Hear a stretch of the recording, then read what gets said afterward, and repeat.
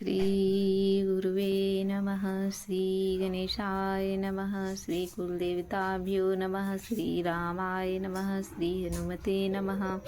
माँ सरस्वती की जय। श्री रामचरितमानस अयोध्या कांड दोहा संख्या 8।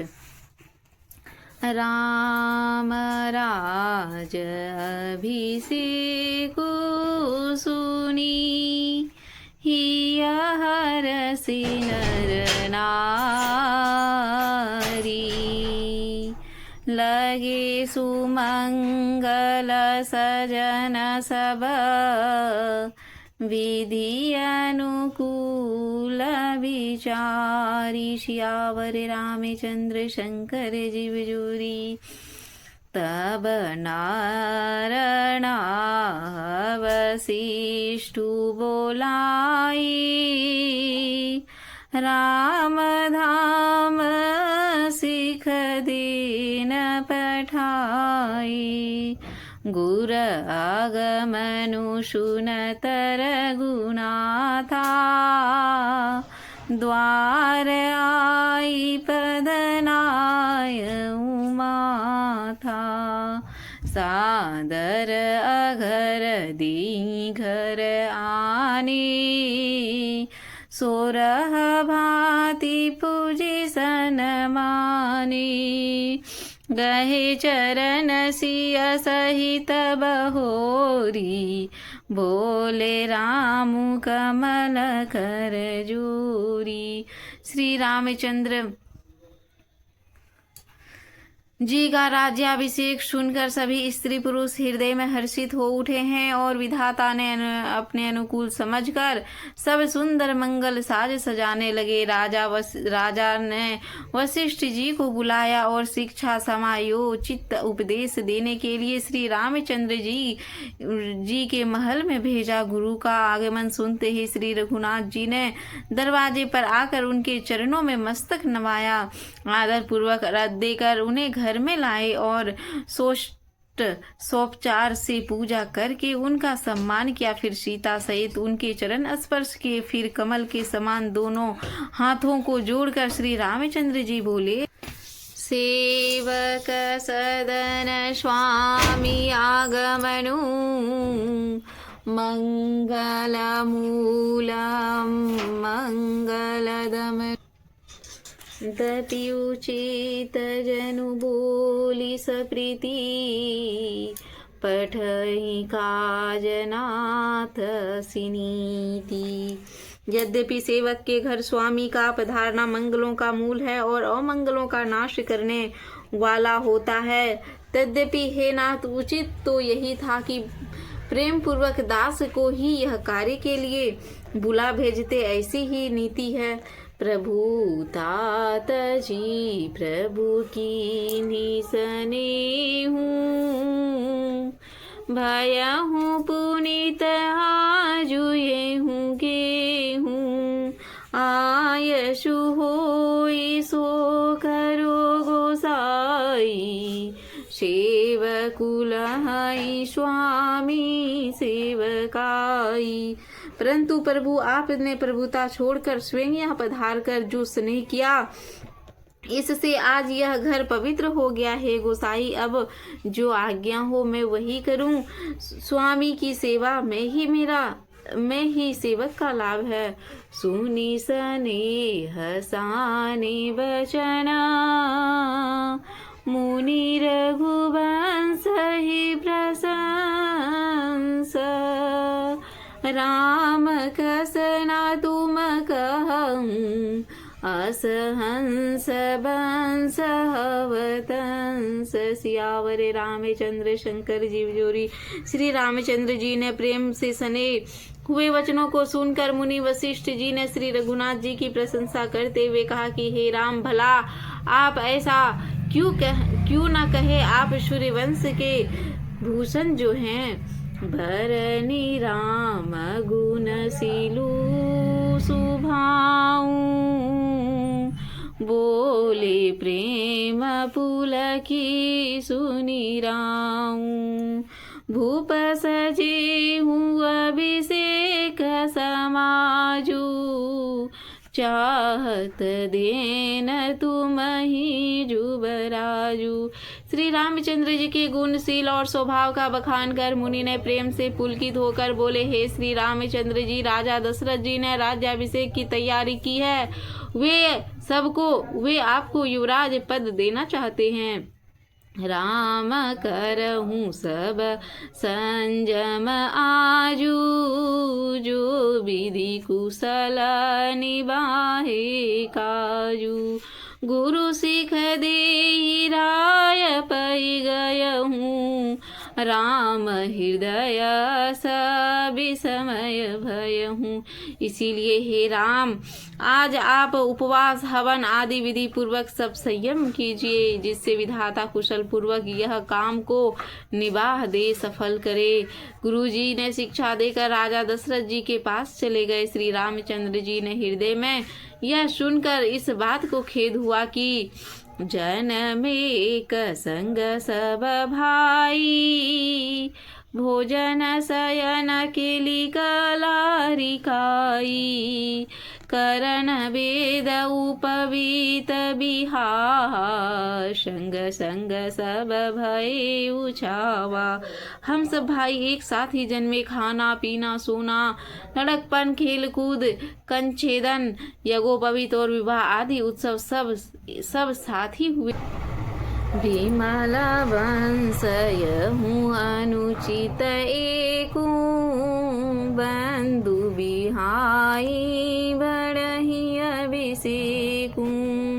प्रभु सो प्रेम पछितानि सुहाई, हरहूँ भरत मन के कटुलाई। पर इस निर्मल वंश में यही एक अनुचित बात हो रही है कि सब भाइयों को छोड़कर राज्याभिषेक एक बड़े का ही मेरा ही होता है। तुलसीदास जी कहते हैं कि प्रभु श्री रामचंद्र जी का यह सुंदर प्रेम पूर्ण पछतावा भक्तों की मन की कुटिलता को हरण करे। तेहि अवसर आए लखन, प्रेम मगन आनंद रामा। सन माने प्रिय वचन कहीं, रघुकुल के रवचंद रामा। सियावर रामचंद्र शंकर जीव जोरी।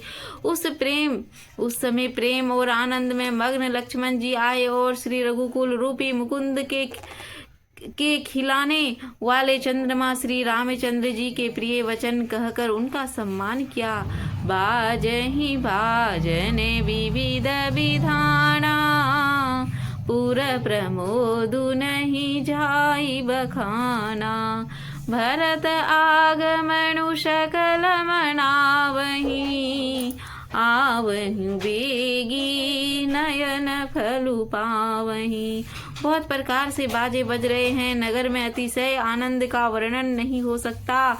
सब लोग भरत जी के आगमन मना रहे हैं और कह रहे हैं कि वे शीघ्र ही आवे और राज्याभिषेक का उत्सव देखे, नेत्रों का फल प्राप्त करें।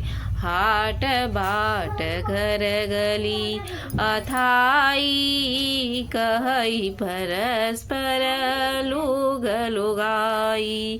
काली लगन भली केतिक बारा, पूजहि विधि अभिलाषु हमारा।